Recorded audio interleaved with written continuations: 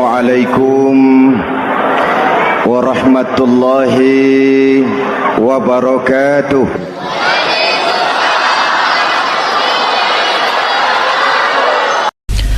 Bapak-bapak, ibu-ibu, saudara-saudara kaum muslimin rahimakumullah. Sudah menjadi keyakinan dalam kehidupan kita bahwa segala yang ada permulaannya tentu akan ada penghabisannya. Setiap yang punya awal mesti akan punya akhir. Tidak ada keabadian dalam kehidupan dunia ini. Semuanya datang dan pergi silih berganti, berubah oleh pergeseran masa dan pertukaran waktu. Demikianlah kalau kita mau merenungi kehidupan dari alam di sekitar kita. Sejak dari kehidupan tumbuh-tumbuhan, binatang, sampai kepada kehidupan kita, makhluk bernama manusia. Lihatlah kita manusia misalnya. Dimulai sejak kita terlahir ke alam ini, keluar dari alam rahim ibu, menjadi bayi yang merah tidak berdaya, untuk kemudian berangsur meningkat menjadi anak-anak.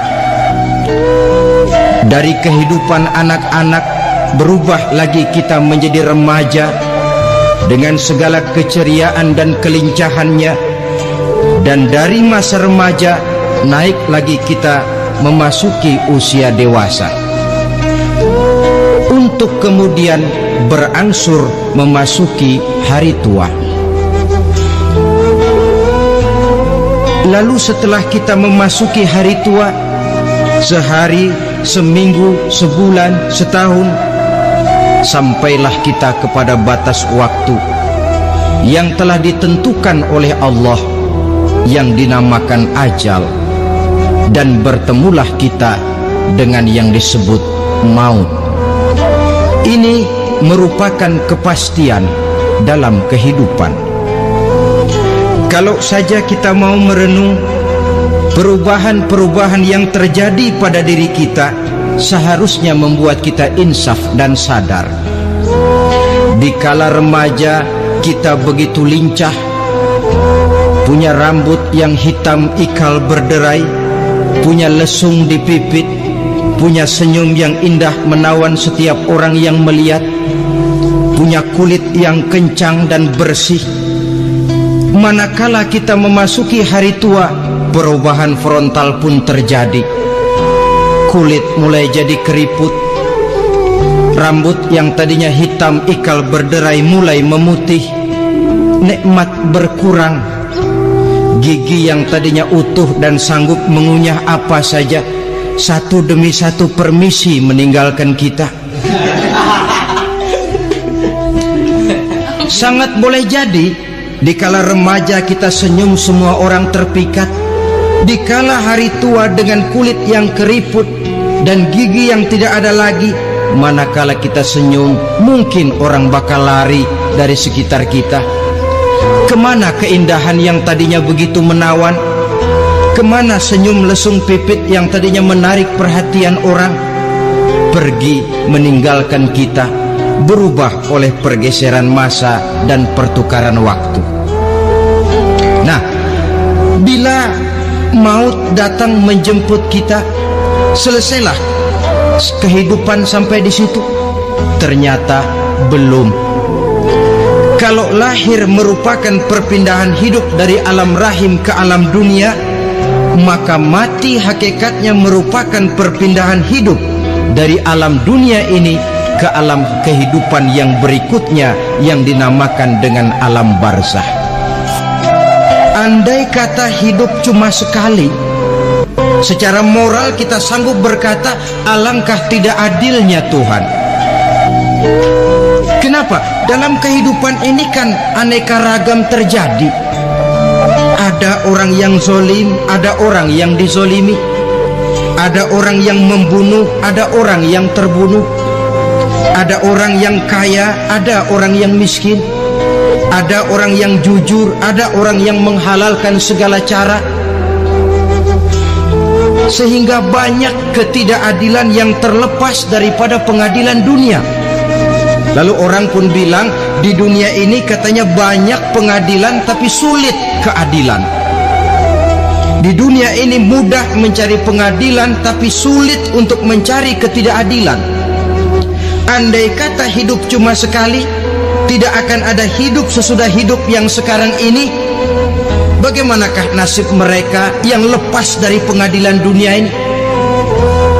Alangkah tidak adilnya Allah andai kata tidak ada kehidupan sesudah hidup yang sekarang.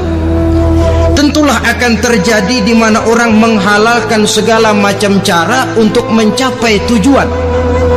Yang penting kan saya kaya, yang penting kan saya punya jabatan dan kedudukan tinggi. Kalau perlu jilat atas, kalau perlu sikut kiri kanan, sikut kiri kanan, kalau perlu injak bawah, injak yang bawah. Ini prinsip daripada orang-orang komunis, dan pantas karena mereka tidak percaya kepada kiamat. Pantas karena mereka tidak percaya akan adanya kehidupan sesudah hidup yang sekarang ini. Maka saya menghimbau kepada seluruhnya, kita sudah kadung menyepakati negara ini berdasarkan Pancasila. Kita sudah kadung konsensus bahwa PKI dengan seluruh ajarannya tidak punya hak hidup di bumi Pancasila yang kita cintai ini. Maka salah satu ajaran PKI tujuan menghalalkan cara. Kita orang Indonesia yang berbudi pekerti luhur, yang punya nilai budaya tinggi, janganlah sampai mencaci PKI, membubarkan PKI, mengutuhkan PKI, tapi dalam kehidupan sehari-hari prakteknya prinsip komunis kita pakai. Apa itu? Tujuan menghalalkan cara. Asal sudah tujuan tercapai, cara apapun saja halal. Itu pandangan hidup orang yang tidak percaya kepada adanya hari akhirat. Sebagai muslim yang yakin akhirat ada, kiamat pasti akan datang. Hidup tidak cuma sekali. Maka kalau kita zalim, kalau kita berbuat aniaya, kalau kita melakukan korupsi, kalau kita merugikan orang lain, boleh jadi kita terlepas daripada pengadilan dunia. Tapi ingatlah, kita tidak akan pernah lepas dari pengadilan Allah, pengadilan Qadhi Rabbul Jalil, di mana kita akan diadili dengan seadil-adilnya, dan tidak satu perbuatan yang bersifat salah, yang bagaimanapun kecilnya, yang akan lepas dari pengadilan di akhirat itu nanti. Pantas saja kalau satu hari malaikat Jibril datang menasehati Rasulullah sallallahu alaihi wasallam, yang artinya juga menasehati kita semua. Apa kata malaikat Jibril kepada baginda Nabi? Ya Muhammad, ish ma syi'ta fa innaka mayyitun. Hai Muhammad, hiduplah semau kamu, tapi jangan lupa kamu pasti akan mati. Kalau memang dilarang tidak terlarang, dicegah tidak tercegah, kamu mau melaksanakan hidup menurut maumu sendiri, persilahkan, hiduplah menurut mau dan gayamu. Tapi jangan lupa, fa innaka mayyitun, satu saat kau pasti bakal mati. Dan mati itu bukan akhir dari segalanya, dia babak baru bagi kehidupan selanjutnya. Silakan hidup menurut maumu, tapi jangan lupa kau pasti akan mati. Wa'mal ma syi'ta fa innaka majziyun bih. Kerjakan apa saja yang kamu mau. Kalau kau mau menghalalkan segala macam cara, persilahkan halalkan segala macam cara. Tapi jangan lupa kau akan mendapat balasan dari seluruh amal perbuatanmu. Wa ahbib ma syi'ta fa innaka mufariquhu. Dan cintailah apa saja yang mau kau cintai. Kau cintai anak istrimu, silahkan. Kau cintai harta bendamu, tafadhal. Kau cintai tanah airmu, kau cintai pangkat dan jabatanmu, persilahkan. Tapi jangan lupa, fa innaka mufariquhu, kau pasti akan berpisah dan akan meninggalkan segala yang kau cintai itu. Apa artinya ini buat kita? Ternyata sesudah maut datang menjemput kita, ada kehidupan sesudah hidup yang sekarang ini. Ini yang mendorong kita untuk dalam kehidupan di dunia ini tidak melakukan prinsip saenake dewe, semaunya sendiri saja, asal perut kenyang, asal pangkat tinggi, asal harta dapat. Masa bodoh dengan merugikan orang lain, masa bodoh dengan menipu orang lain. Iku jenenge saenake dewe. Muslim tidak diajarkan. Ingat manusia, setelah kau mati, setelah kiamat datang, kau akan dibangkitkan, kau akan dimintakan pertanggungan jawab tentang kehidupan yang sekarang ini. Saudara hadirin, oleh sebab itu kalau kita bicara soal kiamat, soal akhirat, ini memang masalah yang gaib, yang sepenuhnya tidak bisa dicernakan dengan kemampuan penalaran intelektual. Dasar di dalam membicarakan ini tidak lain adalah iman kita kepada Allah Subhanahu wa ta'ala. Bukan cuma zaman sekarang, dari zamannya Nabi, orang itu kalau sudah bicara kiamat, bicara akhirat, ada yang ragu-ragu, ada yang menolak sama sekali. Bukan dari zaman sekarang, dari zaman dulu. Pernah kok satu saat Rasulullah itu dakwah menceritakan, saudara-saudara, akan terjadi kiamat di mana Allah akan membangkitkan manusia dari kuburnya untuk memintakan pertanggungan jawab. Ini dalam dakwahnya Nabi pidato macam itu. Apa reaksi orang? Yang beriman ya mantap, tapi yang tidak beriman, bajingan-bajingan Quraisy ini, mereka bertepuk tangan, mengejek, mencaci.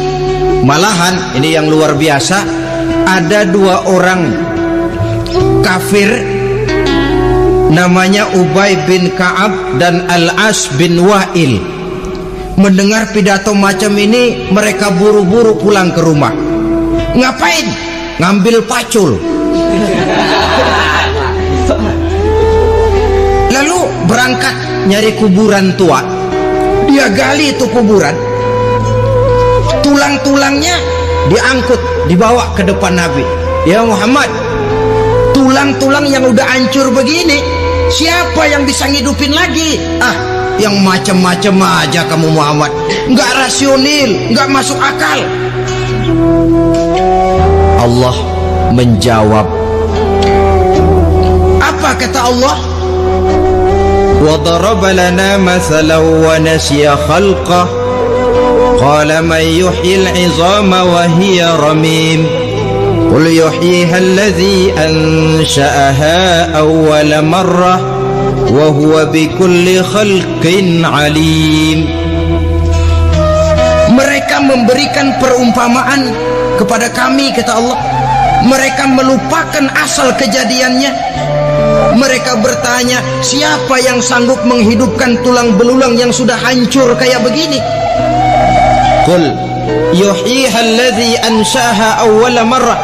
Katakan kepada mereka Muhammad, yang akan menghidupkannya adalah Dia yang telah menciptakannya pertama kali dulu. Kalau Dia sanggup menciptakan, Dia tentu lebih sanggup lagi untuk mengembalikan reproduksi ciptaan itu sebagaimana semula. Yang paling kasihan yang ragu-ragu, akhirat itu ada apa enggak sih? Kiamat itu ada apa enggak sih? Lantaran ragu-ragu, terombang-ambing dia antara harapan dan putus asa, antara kenyataan dan idealisme. Ada yang buta sama sekali 100% terhadap keadaan-keadaan sesudah mati. Perhatian mereka hanya tercurah kepada kehidupan sebelum mati. Yang mereka perhatikan siang dan malam tidak lebih daripada urusan perut. Pergi pagi, pulang sore, peras keringat, banting tulang. Cuma soal makan, soal minum, soal pakaian, soal kendaraan, soal rumah tangga, soal anak, soal istri. Yang mereka pentingkan hanya soal-soal politik misalnya, ekonomi, pembangunan dan industri. Untuk soal-soal kayak begitu giat betul, habis seluruh waktu untuk memikirkan meningkatkan kebudayaan, politik, sosial, ekonomi. Kadang-kadang kurang tidur, kurang istirahat, berkeliaran ke sana kemari ke tempat yang jauh-jauh, sampai-sampai kadang-kadang terkena stres, penyakit darah tinggi, ginjal, lever, untuk memikirkan hal-hal yang semata-mata karena dunia saja. Lantas boleh jadi mereka mendapatkan kekayaan yang berlimpah ruah, mendapatkan kedudukan yang tinggi, nama yang semerbak, dikenal orang di barat dan di timur, di utara dan di selatan. Tetapi alangkah kecewanya mereka jikalau datang ajal menjemput nyawa, mati mereka, meninggalkan harta yang banyak, nama yang masyhur. Mereka disebut dengan jasa-jasanya. Radio memberitakan, TV menyiarkan, koran-koran memuat. Bahkan nama mereka kadang-kadang dikenang 2-3 tahun setelah wafatnya. Tetapi dalam pada itu roh mereka merintih, mengeluh, menderita, karena dilemparkan oleh Allah ke tempat-tempat yang kotor, penyesalan yang sudah tidak akan ada gunanya lagi. Saudara-saudara kaum muslimin rahimakumullah, oleh karena itu kehidupan akhirat bukanlah dongeng dan takhayul, bukan khurafat dan hayalan. Kehidupan akhirat, hari kiamat adalah kebenaran dan kepastian. Dalam surah Al-Hajj ayat ke-7, Allah subhanahu wa ta'ala menyatakan, wa anna as-sa'ata atiyatun la raiba fiha wa anna Allah yab'asu man fil qubur. Dan bahwasanya kiamat itu sesungguhnya adalah sesuatu yang pasti dan tidak ada keraguan-raguan lagi di dalamnya, dan bahwasanya Allah sungguh-sungguh akan membangkitkan manusia dari kuburnya masing-masing.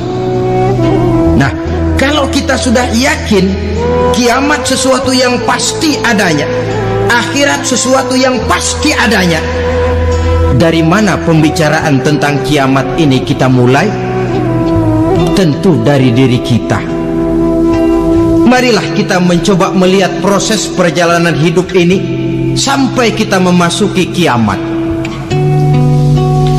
Hadirin, tidak ada makhluk secantik manusia.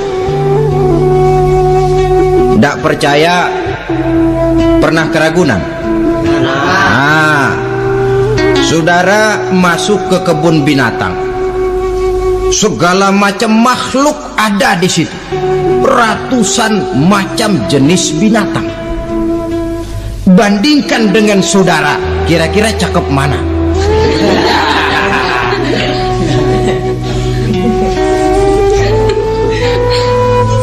Dari seluruh makhluk yang diciptakan Allah itu, manusia fi ahsani taqwim, dalam bentuk yang paling sempurna, sejak susunan biologis sampai kemampuan berpikir. Biologis kita ya Allah, diciptakan kita begini rupa, diberikan 2 kaki untuk berjalan, 2 tangan untuk bekerja, diberikan 2 mata, dua-duanya di depan. Pernah saudara mikir kalau mata kita yang satu di depan, yang satu di belakang? Ah, rasanya nggak laku kacamata itu.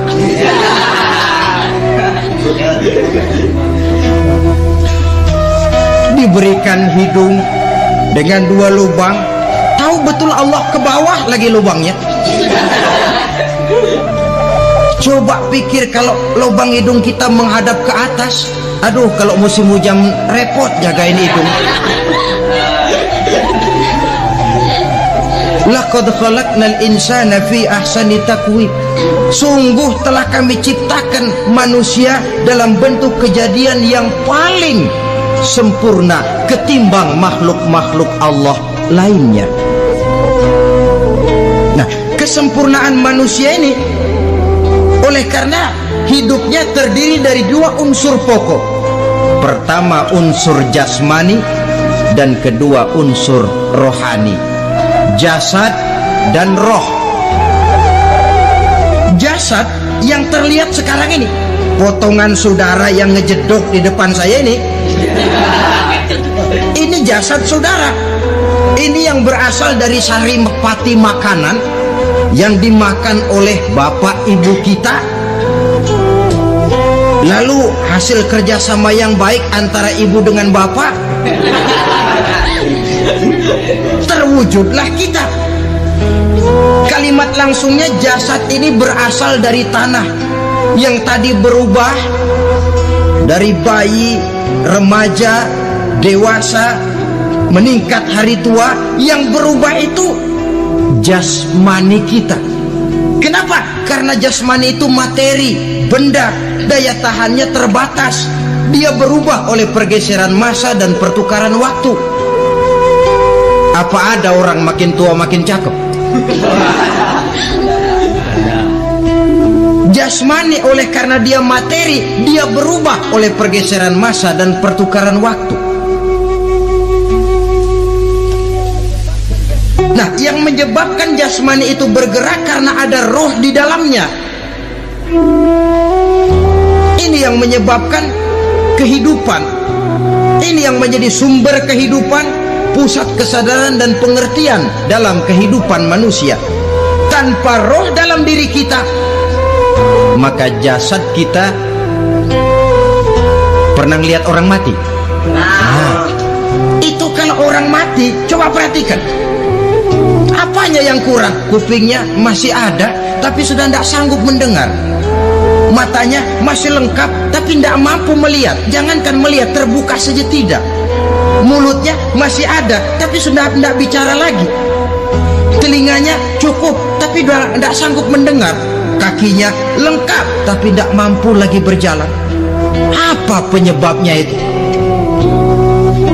Ternyata jasmani kita, jasad ini, manakala sudah ditinggalkan oleh roh, dia tidak akan bisa berdaya apa-apa, tidak mampu berjalan, tidak pula berbuat, tidak pula bekerja apapun saja. Saudara-saudara, dua-duanya punya kebutuhan. Jasmani ada kebutuhannya, rohani pun ada kebutuhannya. Jasmani yang jelas perlu makan, perlu minum, perlu tidur, perlu pakaian dan sebagainya. Nah, apabila saat berpisah datang, ajal sampai, berpisahlah roh dan jasad. Dan itulah yang dinamakan dengan maut. Jadi apa sih mati itu? Mati adalah berpisahnya roh dengan jasad. Sebab itu Islam sangat menganjurkan kita untuk banyak-banyak mengingat mati. Bagaimana caranya mengingat mati? Pertama, mati itu kan pasti. Kira-kira yang hadir di sini ada yang nggak mati nggak kira-kira? Semuanya bakal mati kan? Berani? Berani. Sekarang mau? Saudara, sebenarnya kalau kita merenung lebih jauh, orang itu tidak perlu takut mati. Walaupun tidak boleh terlalu berani menghadapi mati. Karena bagaimanapun takutnya kita kepada mati, toh dia pasti datang. Bagaimanapun beraninya kita mati, kalau belum ajal, ya tidak mati juga. Jadi muslim itu kan harus berani menghadapi hidup dan tidak takut menghadapi mati. Mati adalah sesuatu yang pasti. Muslim dianjurkan banyak-banyak mengingat mati dalam kehidupan. Caranya bagaimana? Pertama, berziarah nengokin teman yang sakit? Ya? Suka nengokin teman yang sakit enggak? Oh, itu pahalanya kata Nabi. Menengok orang yang sedang sakit lebih afdol daripada sholat sunnah 1000 rakaat. Apa pernah saudara sembahyang sunnah sampai 1000 rakaat? Nengokin orang sakit pahalanya lebih afdol daripada itu. Kenapa menengoki orang sakit mengingatkan kita kepada mati? Iya ya, ini teman saya yang kemarin segar banget, bercanda sama saya, ketawa sama-sama, sekarang terbaring tidak berdaya, hilang kemampuannya, hilang keceriaannya, sakit. Iya kalau sembuh, kalau ajar. Iya sekarang giliran dia kalau jatuh ke saya. Lalu menghibur teman dengan kata-kata yang enak yang akan mendatangkan sugesti supaya dia cepat sembuh. Jangan nengokin orang sakit jujur. Sakit apa lo? Perut. Emang temen gua kemarin sakit begini mati nih. Wah, itu orang bisa jadi shock lantaran etika kita tidak akan sampai ke sana.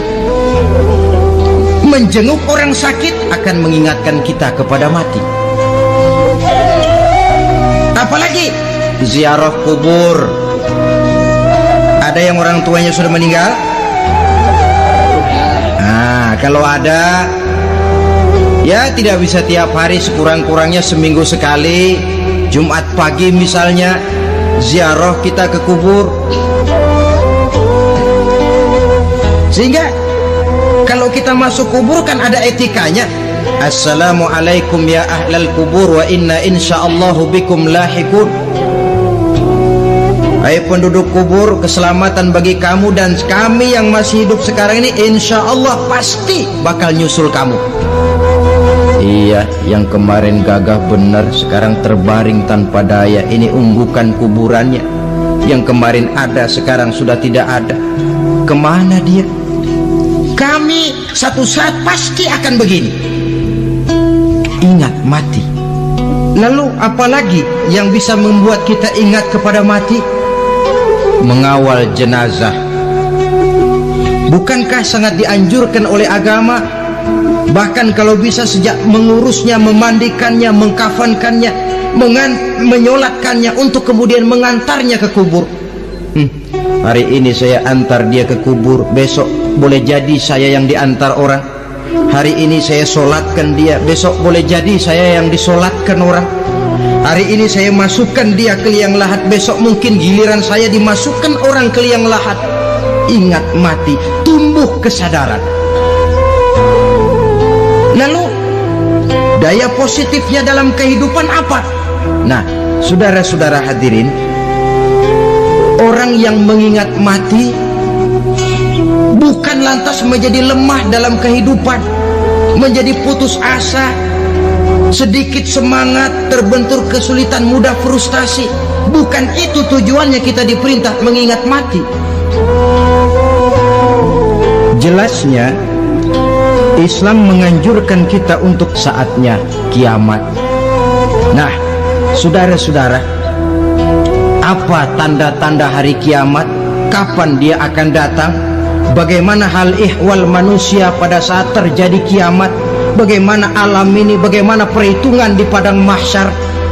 Insya Allah akan saya ungkapkan pada bagian kedua dari ceramah ini. Saudara hadirin yang saya hormati, setelah masa kebangkitan itu jangan dikira begitu bangkit langsung diperiksa. Masih menunggu menanti ribuan tahun perhitungan padang mahsyar untuk sampai kepada proses yang disebut yaumul hisab, hari perhitungan. Seorang demi seorang bakal dipanggil. Bayangkan saja, kita se-RT saja di absen, kadang-kadang perlu waktu lama. Ini manusia sejak zaman Nabi Adam sampai datang hari kiamat, satu demi satu disidang di hadapan Qadhi Rabbul Jalil. Status sosial copot sudah waktu itu. Yang pernah jadi hartawan di situ tidak lagi kelihatan kehartawanannya. Yang pernah jadi jenderal tidak lagi dipanggil jenderalnya. Yang ustadz tidak lagi dipanggil al-mukarramnya. Seluruh status sosial selesai. Dipanggillah kita seorang demi seorang menghadap Qadhi Rabbul Jalil. Bagaimana proses penghisaban itu? Pertama proses tanya jawab.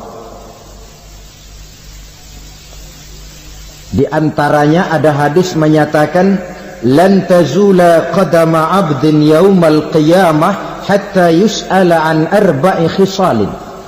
Besok di hari kiamat tidak akan bergeser telapak kaki seorang hamba sampai dia ditanya lebih dulu tentang 4 persoalan. Apabila datang kematian menimpa seseorang, datanglah kiamat baginya. Itu yang disebut dengan kiamat kecil. Hakikatnya mati adalah perpindahan dari kehidupan di dunia ini menuju kehidupan di alam barzakh.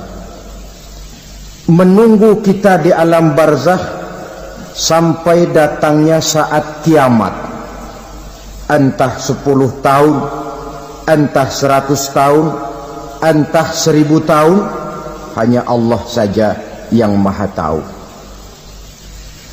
Adapun orang-orang beriman yang melakukan amal kebajikan dalam kehidupan di dunia ini, masa penantian yang lama di alam barzakh buat mereka sebentar saja. Tetapi bagi orang-orang kafir yang ingkar, yang tidak beriman kepada Allah, yang hidup di dunia cuma menumpuk-numpuk dosa, tentu penantian di alam barzakh akan merupakan waktu yang sangat lama. Bukankah dalam kehidupan kita waktu itu memang relatif? Contoh misalnya, bagi pemuda-pemudi yang sedang duduk asyik memadu cinta, waktu 4-5 jam saja rasanya cuma 4-5 menit. Tenggelam oleh keasikan. Tapi buat orang yang berbaring di rumah sakit, meratap di balik-balik apa itu tembok derita kata lagu, di balik dinding-dinding penjara, sehari bagai seminggu, seminggu rasa sebulan, sebulan boleh jadi rasa setahun. Penantian yang sangat lama. Kapan kiamat itu akan datang? Ini rahasia Allah. Jangankan kita yang orang awam, baginda Nabi sendiri tidak diberitahu oleh Allah kapan kiamat itu akan terjadi. Tetapi sungguh pun demikian, banyak hadis-hadis yang menjelaskan ciri atau tanda-tanda datangnya kiamat. Nah, kalau sudah bicara soal tanda kiamat itu ada 2. Pertama yang disebut alamatus sughra, tanda-tanda kecil. Ini waktunya masih ada tenggang. Ada yang dinamakan alamatul kubra, tanda-tanda besar. Artinya kiamat sudah diambang pintu. Apa tanda-tanda kecil dari datangnya hari kiamat itu? Misalnya kata Nabi, apabila ilmu sudah diangkat oleh Allah. Artinya apabila ulama sudah banyak wafat, minat orang belajar agama berkurang, lalu kebodohan nampak merajalela di mana-mana, zina dikerjakan secara terbuka, minuman-minuman keras jadi kebanggaan, itu termasuk di antara tanda-tanda kecil terjadinya hari kiamat. Apalagi misalnya iza waladatil ammatu rabbataha, apabila budak sudah melahirkan tuan. Apa maksudnya? Ada yang mentafsirkan apabila anak sudah bisa membudaki orang tuanya. Orang tua yang melahirkan dia, yang membesarkan dia, demi setelah si anak besar jadi orang berpangkat, bertitel, berharta, berkedudukan, jadilah orang tua itu budaknya. Sehingga sering dibilang kalau orang tua kaya, anak jadi raja. Tapi kalau anak yang kaya, orang tua sering jadi budak. Apalagi munculnya fitnah yang bergelombang, timbul perang antara dua bangsa yang besar, waktu berjalan terasa sangat pendek sekali. Itu merupakan tanda di antara tanda-tanda kiamat. Termasuk di dalamnya sulit membedakan mana laki, mana perempuan. Kan kalau tanda-tanda kayak begini sekarang sudah banyak kita lihat kan. Ulama banyak wafat, penggantinya sulit. Zina dikerjakan berterang-terangan, minuman keras jadi kebanggaan, banyak anak membudaki orang tuanya, sulit membedakan mana laki mana perempuan. Kadang-kadang dari belakang kita lihat perempuan bener, begitu kita colek nengok jenggotan.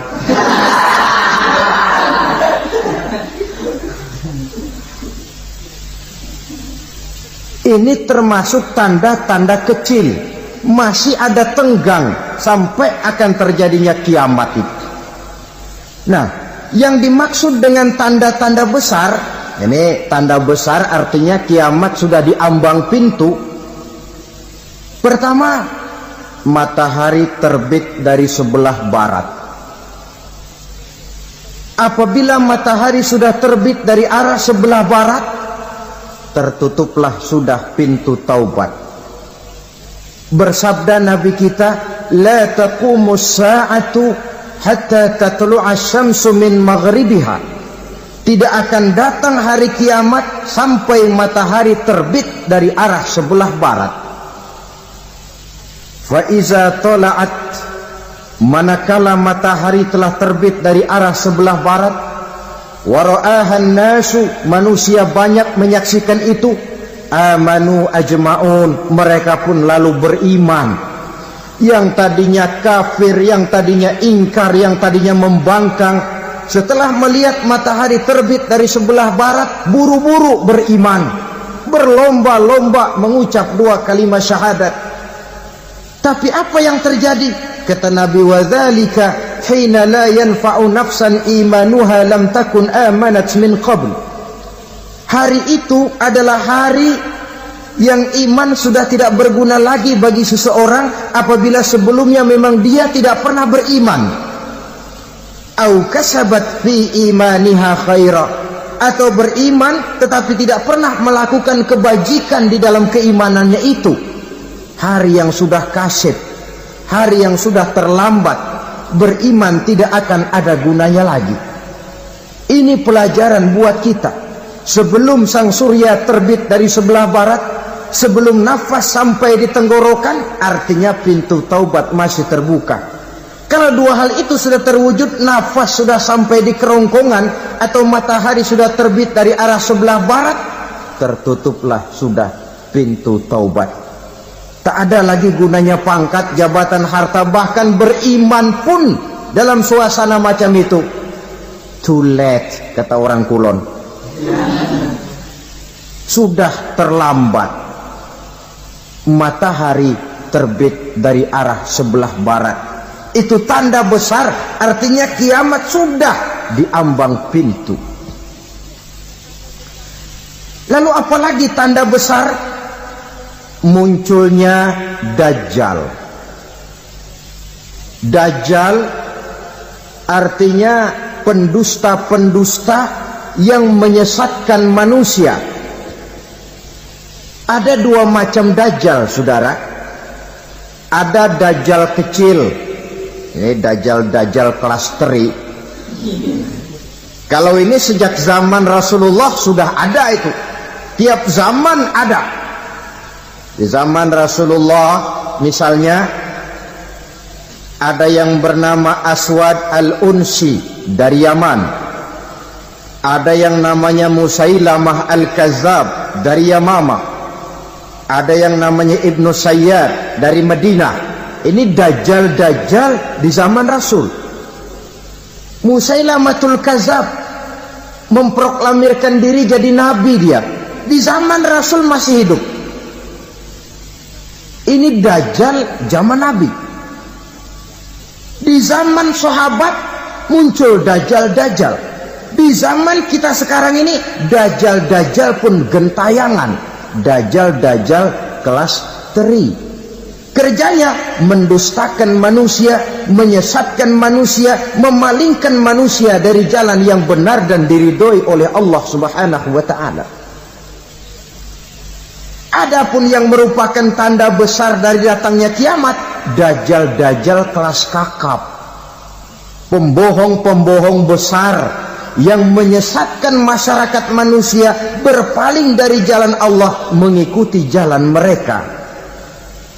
Apa sih ciri dajjal itu? Kata Nabi dalam hadis Bukhari Muslim, "Innad dajjala", sesungguhnya yang namanya dajjal itu yakhruju, satu saat akan muncul mendekati hari kiamat.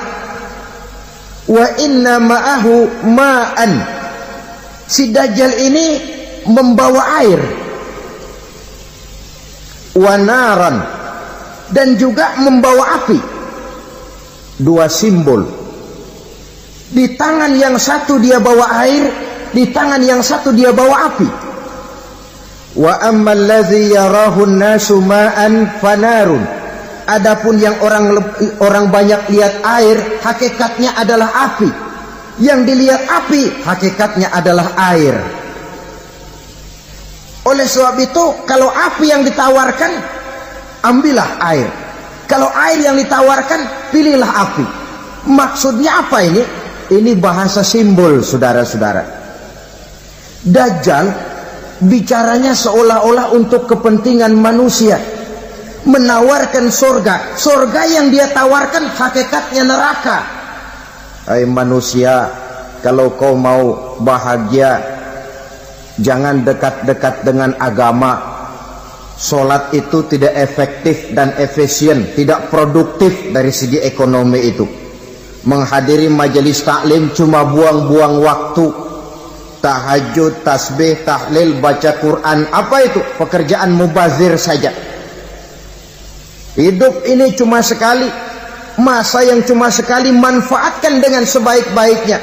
Mumpung, dibawanya sifat mumpung, tetapi dalam pengertian yang sangat negatif. Bicaranya seolah-olah untuk kepentingan manusia, tetapi sebenarnya menjerumuskan manusia. Menawarkan air, tapi sebenarnya api. Menawarkan api, tapi hakikatnya air. Buat apa kamu sholat? Buat apa kamu bayar zakat? Buat apa kamu puasa? Surga yang dicanangkan Dajjal, hakikatnya neraka. Neraka yang digambarkan Dajjal, pada dasarnya adalah surga. Jadi memutarbalikkan fakta itu kerjaan Dajjal. Yang hak jadi batil, yang batil dibilang hak, yang benar jadi salah, yang salah malah jadi benar. Tuntunan disuruh jadi tontonan, tontonan malah menjadi tuntunan. Itu pekerjaan Dajjal profesinya. Zamannya Nabi Adam, Dajjalnya kan iblis. Betul? Betul. Apa sih gang kerayuan iblis itu?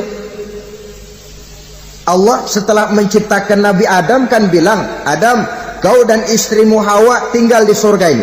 Seluruh fasilitas yang ada di surga persilahkan kau nikmati. Satu yang tidak boleh, jangan coba-coba dekati pohon khuldi.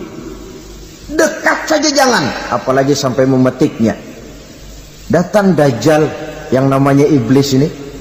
Adam, kamu tahu nggak kenapa tidak boleh makan buah khuldi?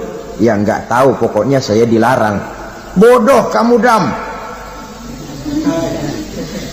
Khuldun artinya kekal. Kalau kamu makan itu buah, kau akan kekal di surga buat selamanya. Allah tidak kepengen maka dilarang kamu makan buah khuldi. Kalau kau ingin kekal di surga Adam, makan saja. Saya bicara begini ini untuk kepentingan kamu Adam. Ini kan ciri-ciri Dajjal. Bicaranya sih seolah-olah untuk kepentingan Nabi Adam, hakikat sebenarnya menjerumuskan Nabi Adam supaya ingkar dan melanggar larangan dari Allah Subhanahu wa ta'ala. Jadi setelah muncul Dajjal, timbul kekacauan-kekacauan di masyarakat. Banyak yang terpengaruh, terpedaya dan terpesona. Termasuk mereka yang memproklamirkan diri jadi nabi, mereka yang memproklamirkan diri jadi rasul di zaman sesudah Rasulullah wafat. Itu adalah Dajjal. Maka saya ingatkan, kalau di zaman kita sekarang ini ada orang ngaku jadi nabi, ada orang ngaku jadi rasul, biar bahasa Arabnya kental, Quran hafal, hadis ribuan hadis hafal, biar pakai serban sampai menyengser ke tanah, bahasa Arabnya fasih, tapi dia mengaku jadi nabi, jadi rasul, kita umat Islam wajib tidak percaya. Wajib untuk tidak percaya. Itulah Dajjal zaman kita sekarang ini. Tidak mustahil mereka datang mempengaruhi orang-orang awam supaya berpaling dari Rasulullah, mengikuti mereka. Nah, di akhir zaman nanti, mendekati hari kiamat, Dajjal ini muncul, Dajjal kelas kakap, menyesatkan masyarakat manusia untuk berpaling dari Islam, mengikuti seruan mereka. Apalagi di antara datangnya kiamat itu, tanda yang besar itu, turunnya Nabiullah Isa Al-Masih, putra Maryam. Menurut berbagai hadis yang sahih, Nabi Isa Al-Masih nanti akan turun lagi, tidak membawa risalah yang baru, tapi meluruskan risalah Islam ini yang telah banyak ditinggalkan oleh masyarakat. Bahkan ada hadis menjelaskan beliau akan membunuh Nabi, mematahkan kayu-kayu salib, lalu melaksanakan haji dan umrah mengikuti syariat Nabi Muhammad, bukan membawa agama baru. Menjadi semacam mujaddid, reformer, menyelamatkan manusia dari bisikan Dajjal. Bahkan ada riwayat yang menjelaskan bahwa Nabi Isa berhasil mengalahkan Dajjal, mengembalikan masyarakat manusia kembali kepada ajaran Islam yang datang dari Allah, dibawa oleh Rasulullah Sallallahu Alaihi Wasallam. Dengan kata lain, turunnya Nabi Isa bukan sebagai Nabi dan Rasul baru, tetapi mengikuti syariat Nabi kita Muhammad Sallallahu Alaihi Wasallam. Saudara hadirin, ibu-ibu hadirat yang saya hormati, kemudian apalagi di antara tanda-tanda besar akan datangnya kiamat itu? Keluarnya asap atau awan. Kata Nabi, inna min asrati sa'ah dukhanan yamla'u ma bainal masyriqi wal maghrib. Di antara tanda-tanda kiamat, munculnya awan atau asap yang memenuhi antara langit dan bumi. Ini pun diperkuat dalam surah Ad-Dukhan ayat 10. Fartaqib yauma ta'ti as-sama' bidukhanin mubin fayughshan nas hadza azabun alim. Bagi orang-orang yang beriman, mereka biasa-biasa saja. Tapi bagi orang kufur, datangnya asap dan awan ini merupakan azab yang kelewat pedih. Barangkali sedikit mendekati gambaran tentang azab yang pedih ini, saya ingatkan alam pikiran kita kepada peristiwa yang belum lama terjadi. Pernah dengar berita bocornya reaktor nuklir di Chernobyl, Uni Soviet? Pernah dengar? Bocornya reaktor nuklir di Chernobyl yang mengakibatkan ratusan bahkan sangat mungkin ribuan nyawa. Cuma satu reaktor.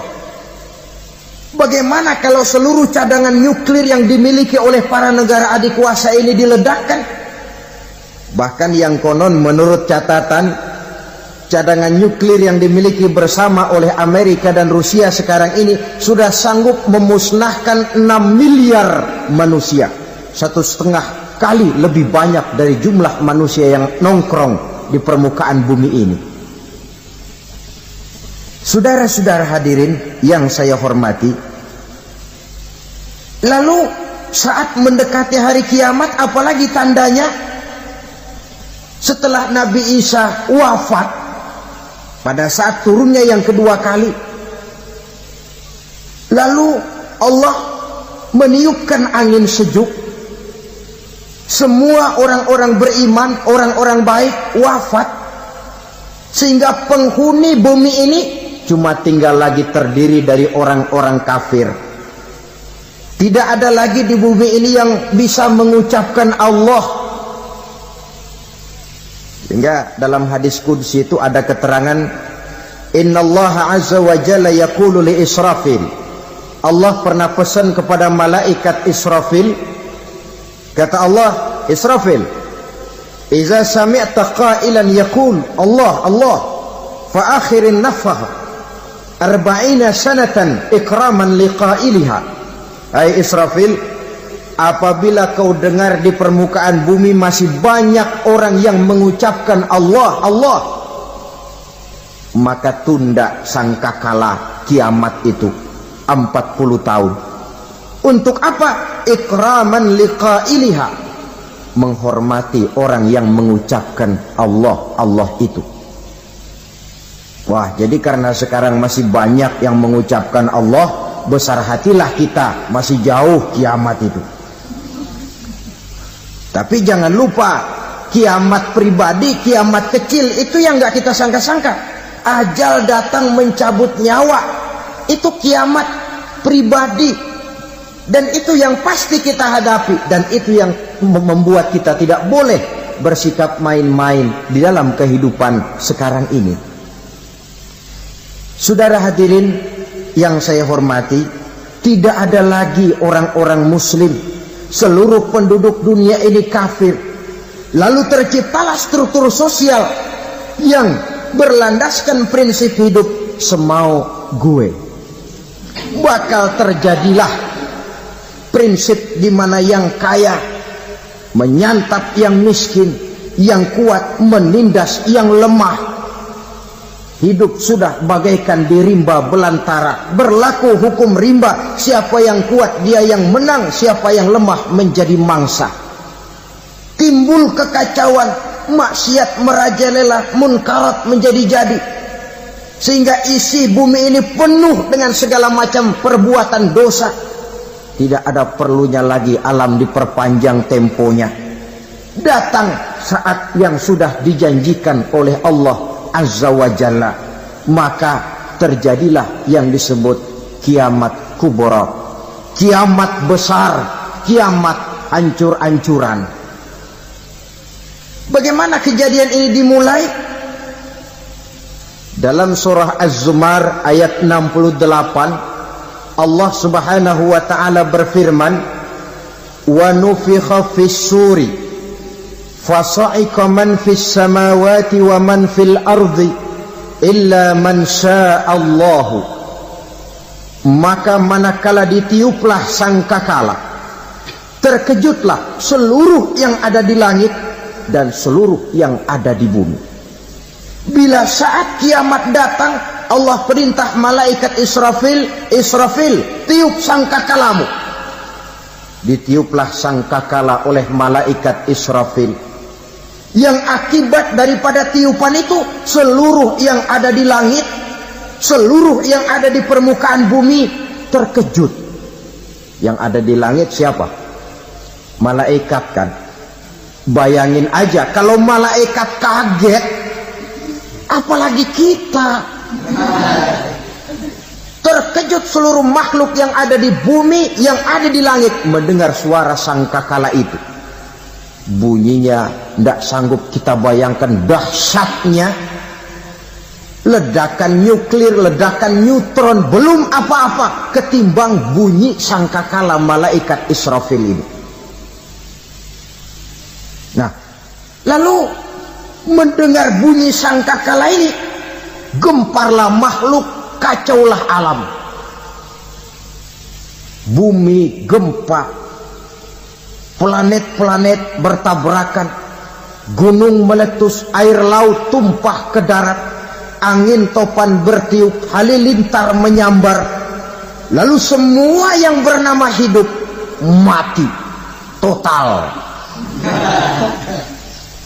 Mati bareng tanpa persiapan. La haula wala quwata illa billah. Saya kadang-kadang dalam tafakur bermohon, ya Allah, mudah-mudahan saya enggak nemuin kiamat beneran. Ngeri. Tidak bisa kita bayangkan macam apa suasana seperti itu. Allah saja banyak memberikan gambaran, misalnya Al-Qari'ah, wa mal qari'ah, wa ma adraka mal qari'ah. Kejadian yang menggemparkan.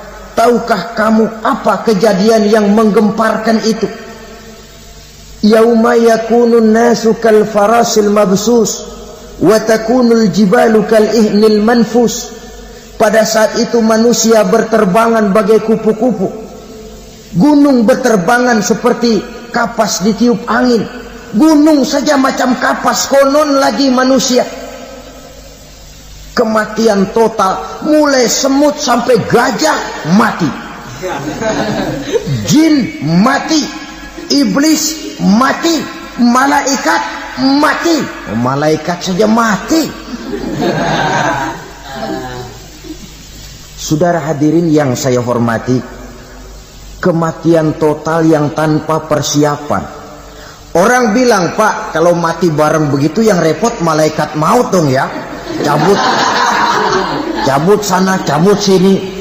Itu kalau menurut logika kita, mestinya begitu menurut logika. Tapi logika juga yang bilang nggak perlu serepot itu. Sebab untuk mematikan listrik di wilayah DKI, di wilayah Jakarta, nggak perlu tiap rumah didatengin matiin, ya lama.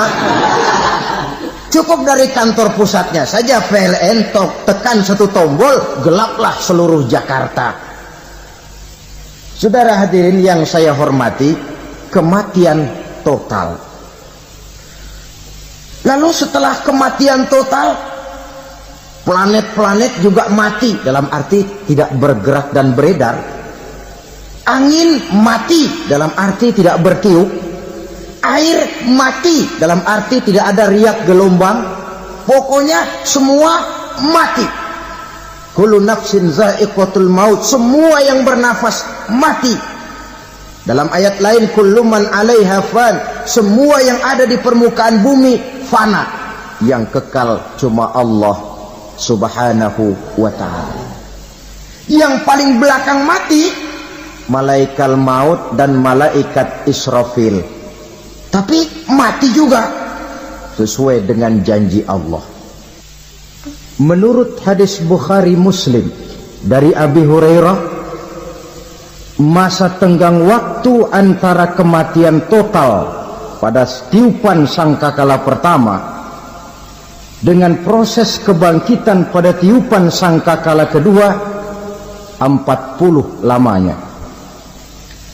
Tidak dijelaskan oleh Abi Hurairah 40 jam, apa 40 hari, apa 40 tahun.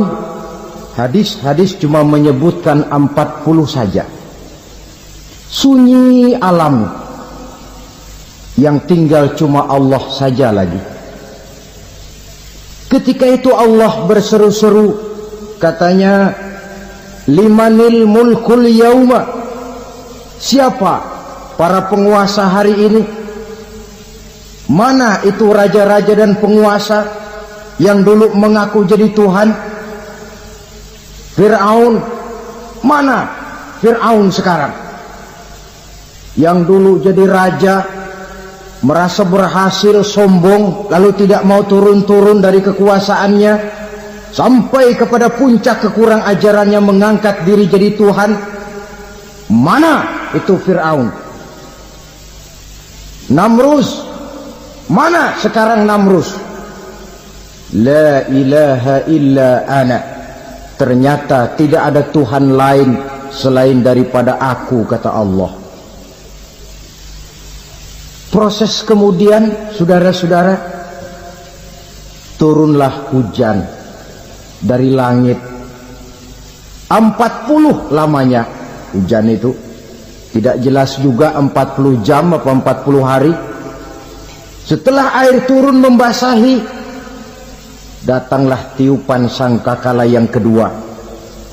Semua yang bernama mati bangkit dari kuburnya masing-masing. Ini yang disebut Yaumul Ba'thi, hari kebangkitan. Allahu Akbar. Pada saat kita bangkit dari kubur kita masing-masing, kumpul di padang mahsyar namanya. Bayangin aja, saya sendiri nggak sanggup bayangin. Manusia sejak zaman Adam sampai zaman kiamat kumpul bareng di tempat sama. Berapa banyaknya itu?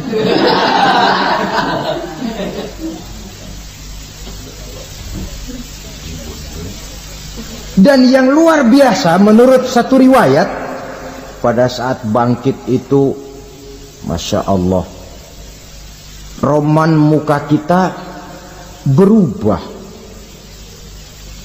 disesuaikan dengan amalan kita waktu di dunia ini. Barang siapa yang waktu di dunia amalannya itu amalan tikus, di akhirat nanti dia bangkit dari kubur, mukanya seperti muka tikus. Gagah betul badannya, tapi mukanya seperti tikus. Kenapa? Amalannya waktu di dunia seperti amalan tikus. Apa amalan tikus itu? Suka ngegeragoti barang yang sudah disimpan rapi-rapi. Orang sudah simpan uang rapi-rapi, simpan perhiasan rapi-rapi, digeragoti oleh tikus. Maling-maling, pencoleng-pencoleng, koruptor-koruptor, itu nanti di akhirat nanti kita lihat mukanya seperti muka tikus. Oh, ini waktu di dunia suka nyolong, mukanya seperti muka tikus. Barang siapa yang waktu di dunia ini amalannya itu amalan macan, dia akan bangkit nanti mukanya seperti muka macan. Apa amalan macan? Macan itu amalannya menang-menangan. Orang yang mau menang saja nggak mau mengalah. Coba lihat di hutan, kenal hutan nggak? Di hutan, raja hutan di mana-mana pasti macan, betul kan? Betul. Padahal hutan belum pernah bikin pemilihan umum. Tapi macan tidak peduli ada pemilihan umum apa tidak, pokok saya raja. Sebab apa? Macan jadi raja itu bukan karena benar, tapi karena kuat jadi raja. Setelah dia jadi raja, rakyat hutan yang mesti dilindungi malah dimakan oleh raja macan. Kambing rakyat hutan dimakan oleh macan. Ayam rakyat hutan dimakan oleh macan. Itu nanti kita lihat di akhirat itu mukanya seperti muka macan, gagah betul. Lalu barang siapa yang di dunia ini amalannya itu seperti amalan anjing, nanti dia punya muka seperti muka anjing. Apa amalan anjing? Pertama, anjing itu kalau disuruh jaga rumah, dia tidak bisa membedakan mana maling, mana tamu. Biar yang datang maling, kalau bawa tulang, anjing kalem. Yang kedua, anjing itu akan setia kepada siapa saja yang memberinya roti. Siapa yang memberinya roti, itulah majikannya. Apa kata majikannya pasti dia laksanakan. Soal benar atau salah dia tidak peduli. Setelah anjing dapat roti, dia tidak punya pilihan lain kecuali bilang, abdi mah kumaha juragan wae ayeuna mah.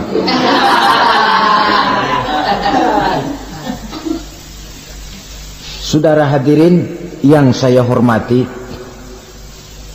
berkumpul di padang mahsyar, tiap orang sibuk dengan persoalannya masing-masing. Matahari waktu itu didekatkan oleh Allah, panas luar biasa. Ada yang saking panasnya itu mencucurkan peluh keringat sampai sebatas mata kakinya.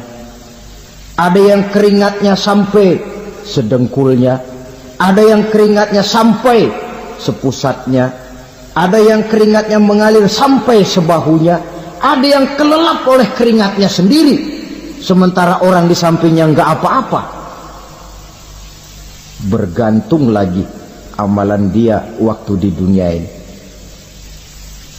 Saudara-saudara, sebagian orang dalam kepanikan padang mahsyar berombong-rombong datang mereka menghadap Nabi Adam. Ya Adam, anta abal bashar. Hai Adam, Tuhan adalah bapak moyang manusia. Kami sebentar lagi akan disidang, dimintakan pertanggungan jawab. Tolonglah kami, hai Adam. Kata Nabi Adam, jangankan nolongin sampean, saya sendiri tanggung jawab di hadapan Allah. Ketika dulu tidak boleh makan khuldi, saya serobot. Sudahlah, urus diri masing-masing saja, nafsi.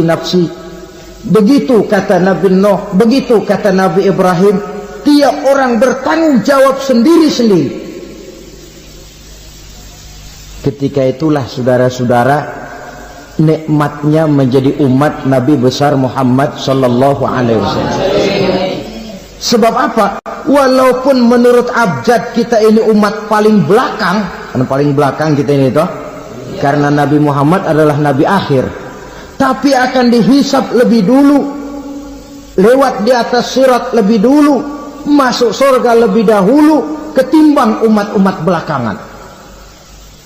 Ketika Rasul mendekati ajal, beliau tanyakan itu kepada malaikat Jibril.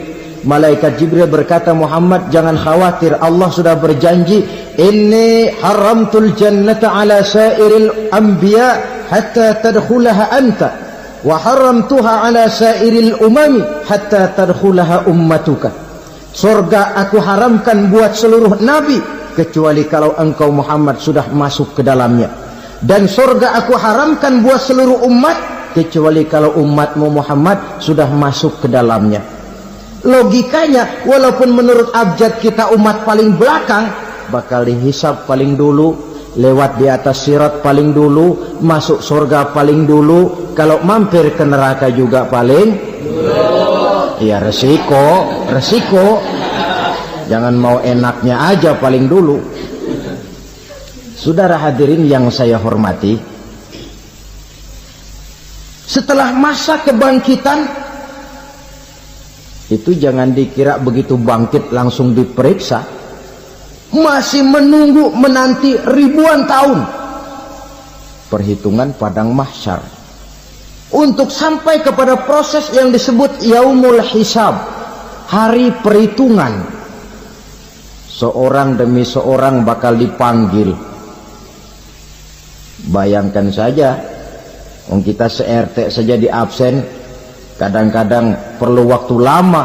Ini manusia sejak zaman Nabi Adam sampai datang hari kiamat, satu demi satu disidang di hadapan Qadhi Rabbul Jalil. Status sosial copot sudah waktu itu.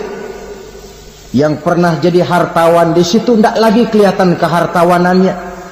Yang pernah jadi jenderal tidak lagi dipanggil jenderalnya. Yang ustadz tidak lagi dipanggil al-mukarramnya.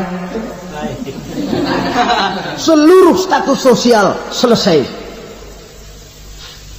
Dipanggillah kita seorang demi seorang menghadap Qadhi Rabbul Jalil. Bagaimana proses penghisaban itu? Pertama, proses tanya jawab. Di antaranya ada hadis menyatakan lan tazula qadama 'abdin yaumal qiyamah hatta yus'ala an arba'i khisalin. Besok di hari kiamat tidak akan bergeser telapak kaki seorang hamba sampai dia ditanya lebih dulu tentang 4 persoalan. Tentang ilmunya. Kemana ilmu itu diamalkan? Tentang umurnya. Di mana umur itu dihabiskan? Tentang masa mudanya. Kemana masa muda itu dipakai? Tentang hartanya. Dari mana harta itu didapat dan kemana harta itu dibelanjakan. Ini termasuk proses tanya jawab. Jadi kalau istilah pengadilan dunia, nama Fulan bin Fulan. Kamu waktu di dunia diberikan umur panjang untuk apa? Pernah mengalami masa muda, kemana kau habiskan masa remajamu? Kau diamanahkan ilmu, dengan apa ilmumu kau amalkan? Kau diberikan harta, dari mana harta kau dapat, kemana kau belanjakan? Tak seorang pun yang bisa mungkir. Sebab apa? Dikala itu yang menjadi saksi bukan orang. Yang menjadi saksi adalah seluruh anggota badan kita. Tangan bicara, kaki jadi saksi terhadap seluruh amalan yang pernah kita kerjakan pada saat kehidupan di alam dunia ini. Selesai proses tanya jawab, lalu diperlihatkan buku catatan kita waktu hidup di dunia ini. Jangan lupa Allah itu menyiapkan 2 superkomputer kepada kita. Sebelah ditempelin sebelah kanan, yang sebelah tempelin di sebelah kiri. Komputer itu namanya Raqib dan Atid. 2 malaikat yang apabila baik kita lakukan, refleks saja akan menulis kebajikan kita. Jahat kita kerjakan akan tertulis. Catatan itu nanti diperlihatkan kepada kita. Waduh, alangkah malunya pada saat diperlihatkan catatan kita, buku rapot kita merah melulu. Barangkali diperiksa sambil diomelin, brengsek lo. Buku merah melulu begini, bagaimana waktu hidup di dunia? Tidak cukup diperlihatkan buku catatan kehidupan, rekaman kehidupan. Rekaman kehidupan kita secara utuh sejak terlahir sampai ajal datang merenggut nyawa. Barangkali mirip dengan video sekarang ini, di mana terekam dengan baik seluruh kegiatan kita sejak yang sekecil-kecilnya sampai kepada yang sebesar-besarnya. Untuk kemudian kita pun menerima balasan. In khairan fa khairun wa in syarran fa syarrun. Kalau baik ya baik balasannya, kalau jahat ya jahat juga balasannya. Catatan-catatan kita diberikan. Kalau banyak kebajikannya diberikan di tangan kanan dengan cara yang halus. Kalau banyak kejahatannya diberikan dari sebelah kiri atau dilempar dari belakang. Itulah sebabnya sejak di dunia ini kita sudah mohon kepada Allah. Ketika berwudu membasuh tangan kanan, apa kita bilang? Allahumma a'tini kitabi biyamini wa hasibni hisaban yasira. Ya Allah, berikan saya kitab di tangan kanan, dan kalau saya memang perlu dihisap, hisaplah saya yang seringan-ringannya. Tangan kiri berlindung kita kepada Allah, jangan sampai diberikan kitab di tangan kiri atau dari arah sebelah belakang. Wa a'udzubika an tu'tiya kitabi bishimali aw min wara'i zuhri, dari arah sebelah belakang. Na'udzubillah min dzalik. Setelah selesai lewat proses penghisaban, lewat mizan, timbangan, maka yang sudah selesai dihisab itu bergeraklah menuju sirat, jembatan yang terbentang menuju surga melalui neraka. Saudara-saudara, panjangnya perjalanan sirat itu memakan waktu ratusan tahun. Tetapi orang yang lewat di atas sirat pun macam-macam, bergantung amalannya ketika di dunia ini. Ada yang lewat di atas sirat itu kal barqil khatib, seperti kilat yang menyambar, lep, sudah sampai dia di surga. Cepat bukan main. Ada yang lewat di atas sirat itu seperti orang lari-lari. Ada yang lewat di atas sirat itu seperti orang jalan biasa. Ada yang sambil merangkak, ada yang sambil ngesor, ada yang sambil gelayutan, ada yang selamat sampai ke ujung ke surga, ada yang tergelincir jatuh masuk ke dalam neraka, bergantung amalannya dalam kehidupan di dunia sekarang ini. Tiap kita akan melewati yang namanya sirat ini. Saudara-saudara kaum muslimin yang saya hormati, dengan demikian mereka yang selamat melalui sirat sampai ke terminal akhir surga, mereka yang ketika dihisab ternyata banyak kejahatannya daripada kebaikannya, mereka singgah di dalam neraka. Nah, adapun orang-orang yang beriman menurut ayat Quran dan hadis Nabi itu nanti ada bermacam-macam. Ada orang beriman itu yang dimasukkan surga. Ada orang beriman itu yang dimasukkan ke dalam surga. Ada orang beriman itu yang disebut penduduk surga. Kenapa lain-lain, Pak? Karena waktu di dunia amalannya juga lain-lain. Ada orang beriman yang masuk surga. Ini paling murah tiketnya. Mau masuk surga?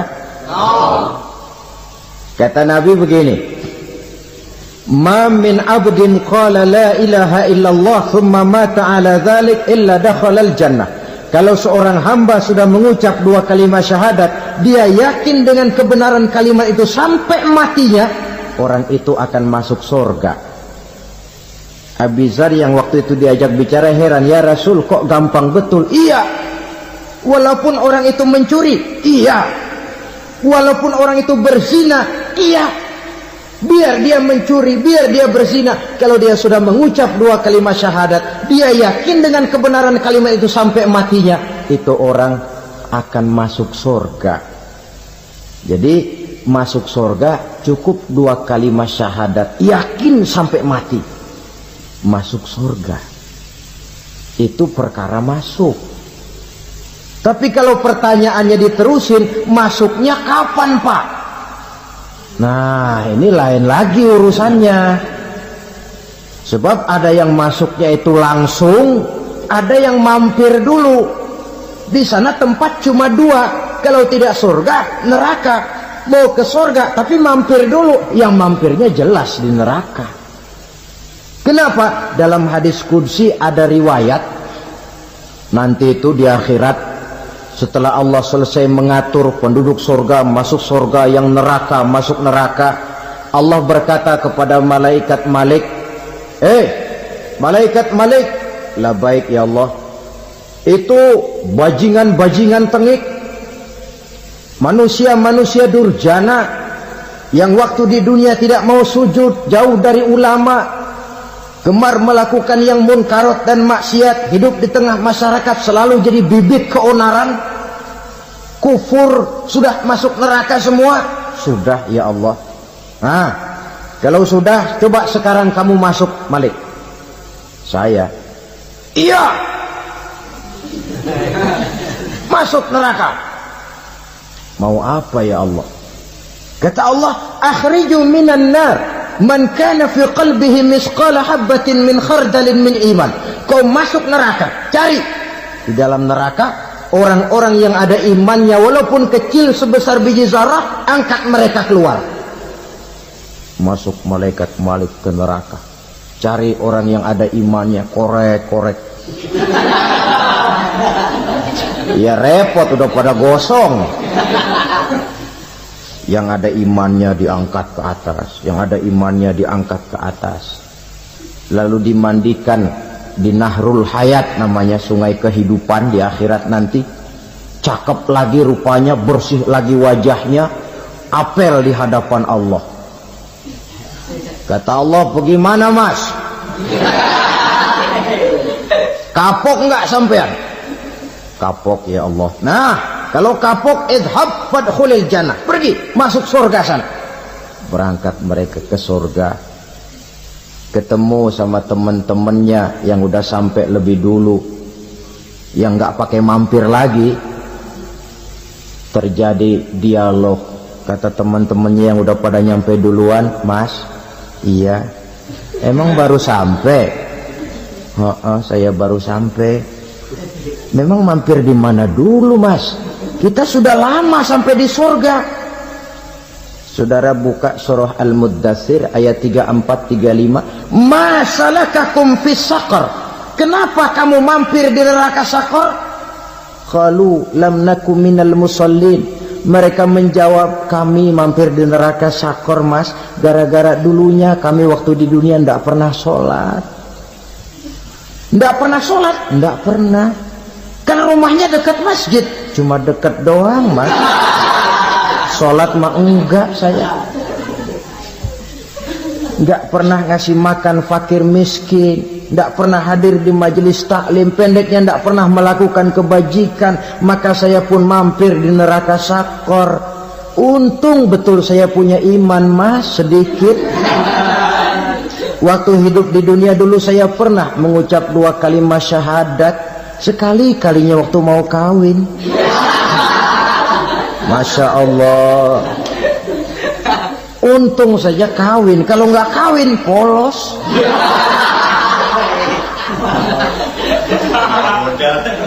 Itu juga pengulu sudah setengah mati ngajarin. Asyhadu alla, asyaduaan, asyaduaan.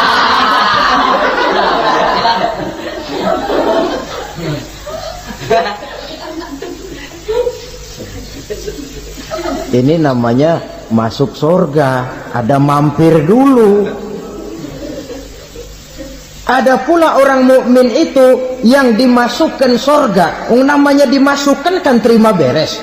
Saya masuk ke rumah, jalan sendiri, cari tempat sendiri. Saya dimasukkan ke dalam rumah, terima beres, pokok ada di dalam, itu dimasukkan namanya. Nggak pakai mampir.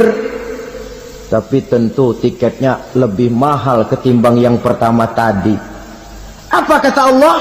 Innal ladzina amanu wa amilus salihat la ukaffiranna anhum sayyi'atihim wa la udkhilannahum jannah. Sesungguhnya orang-orang yang beriman kemudian beramal soleh, kami hapuskan segala dosa dan kesalahannya, kami masukkan mereka ke dalam surga. Lihat ayatnya, Allah yang memasukkan, kita yang dimasukkan. Tidak pakai transit, tidak usah mampir. Cuma tidak cukup syahadat, tidak cukup amanu, tapi diiringi dengan wa'amilus salih. Iman, amal. Tidak cukup syahadat, lalu dibuktikan dia sholat, dia zakat, puasa, lalu dia melakukan berbagai macam kebajikan. Ini yang menyebabkan dia tidak pakai mampir di tempat yang bernama Saqar. Lalu ada pula orang mukmin itu yang disebut penduduk surga. Wah, ini sudah VIP ini. Ashabul jannah, penduduk surga. Siapa mereka? Kata Allah, innal ladzina amanu summa istaqamu fala khaufun 'alaihim wala hum yahzanun ulaika ashabul jannah hum fiha khalidun. Sesungguhnya orang-orang yang beriman lalu istiqamah, tetap dalam melaksanakan perintah Allah, tidak goyah, tidak labil tapi stabil, istiqamah, mereka tidak takut dan tidak bersedih hati. Merekalah penduduk surga. Iman, istiqamah. Tidak punya duit, sembahyang. Banyak duit, sembahyang. Miskin, sembahyang. Kaya, tetap sembahyang. Istiqamah. Kadang orang kalau susah rajin ke masjid, banyak duitnya ngelihat masjid melengos. Itu yang dibilang waktu miskin hamba Allah, setelah kaya jadi hamba harta. Bergeser, tidak ada nilai istiqomahnya. Saudara-saudara, dengan begitu penduduk neraka itu dua. Ada penduduk permanen, ada penduduk yang semi permanen. Yang semi permanen orang-orang beriman yang mempunyai dosa besar. Mereka masuk ke neraka untuk menerima azab sesuai dengan dosanya. Bila selesai masa azab itu, mereka akan diangkat untuk ditempatkan kembali ke dalam surganya Allah Subhanahu wa ta'ala. Nah, dikala itulah saudara-saudara, ada yang disebut syafaat dari Rasulullah Sallallahu Alaihi Wasallam. Tapi tentu jangan lupa, syafaat ini ibarat kain menambal dia. Kita punya kain bolong-bolong sedikit, syafaat yang menambal. Solat kita ada kurang dikit, sedekah kita ada campur riak dikit, amalan kita ada tidak karena Allah dikit. Kita berharap syafaat. Jadi biarlah kain masih bolong-bolong, yang penting punya kain. Tapi kalau kainnya tidak ada, yang ditambal apanya? Sholat tidak, puasa tidak, zakat tidak, berharap syafaat saja. Ya, terlalu berlebihan itu. Saudara hadirin yang saya hormati, apabila selesai proses penghisaban, proses penghitungan, maka dikala itulah manusia terbagi dalam dua kelompok besar. Fariqun fil jannah wa fariqun fis sa'ir. Sekelompok orang-orang beruntung yang masuk ke dalam surga, dan sekelompok lagi masuk ke dalam neraka. Akan memakan waktu untuk menceritakan sifat surga dan neraka, tapi insya Allah pada kesempatan pertemuan lain saya sampaikan. Namun sebagai gambaran umum cukuplah saya sampaikan sebuah hadis qudsi. Allah jelaskan, a'dadtu li'ibadiyas salihin ma la 'ainun ra'at wa la uzunun sami'at wa la khatara fi qalbil bashar. Aku sediakan buat hamba-hambaku yang soleh, yang tidak pernah terlihat oleh mata, tidak pernah terdengar oleh telinga, dan belum pernah terdetik dalam hati manusia. Jadi kenikmatan surga belum pernah dilihat mata, belum pernah didengar telinga, belum pernah terdetik dalam hati. Pedihnya azab neraka belum pernah terlihat mata, belum pernah terdengar telinga, belum pernah terdetik dalam hati.